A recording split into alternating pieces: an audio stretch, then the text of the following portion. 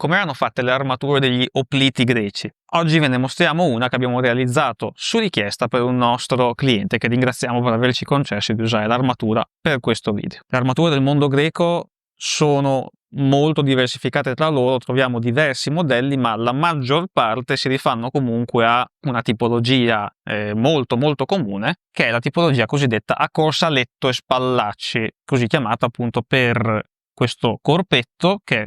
ha delle terugi, queste frange sulla parte inferiore, e ha questi spallacci a chiusura dell'armatura, spallacci che sono cuciti o fissati dietro o in alcuni casi sono una parte integrante dell'armatura stessa e poi passano sulle spalle e si chiudono con uno o, come in questo caso su richiesta del nostro cliente, 2 anelli sul petto. Di queste armature non abbiamo quasi nessun reperto che si sia conservato fino a noi, perché quasi certamente, da quello che sappiamo, erano tutte in materiale organico o per la maggior parte organico. Quelle che produciamo noi, per esempio, sono i modelli che almeno modernamente conosciamo come linotorax e spolas. Cosa le differenzia? La linotorax è un tipo di armatura che era composta in tutto o in parte di lino, e infatti ancora oggi non è chiarissimo come venisse costruita, probabilmente vi erano vari modelli, e poi quella che oggi chiamiamo spolas, che era invece realizzata in cuoio, come quella che abbiamo realizzato qui per il nostro cliente. Anche in questo caso,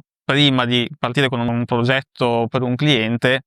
ci mettiamo d'accordo su ogni dettaglio. Quindi, a parte la scelta dei materiali, il cliente ci invia le sue misure e naturalmente ci manda anche le sue idee, il suo progetto su come vuole che sia l'aspetto finale dell'armatura, quindi i colori, eventuali decorazioni, eccetera. E noi naturalmente ci preoccupiamo di guidarlo nella direzione giusta alla scelta delle fonti nel caso vedessimo che avesse bisogno di aiuto. Il cliente in questo caso è stato piuttosto chiaro, con un bel progetto che era piuttosto coerente con le fonti a disposizione, quindi siamo partiti direttamente alla costruzione, alla creazione dell'armatura una volta avute le sue misure. Quindi questa spolas, questa armatura da oplita, come dicevamo all'inizio,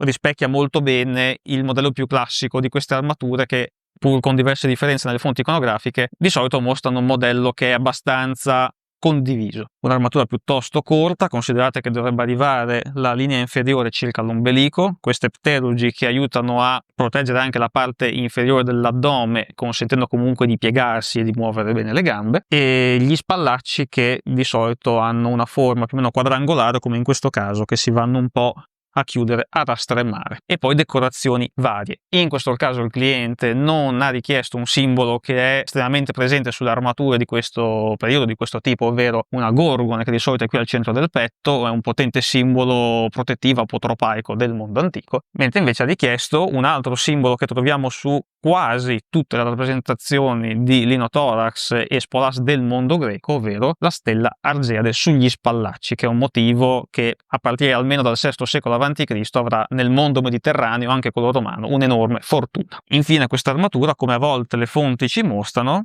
presenta un ulteriore pannello difensivo, un ulteriore pannello di rinforzo costituito da squame metalliche. Queste armature potevano essere completamente ricoperte di squame, oppure soltanto in pannelli che potevano essere sulla parte frontale, sull'addome, solo sui fianchi, eccetera, eccetera. Quindi, se anche a te interessa avere una tua riproduzione di armatura da oplita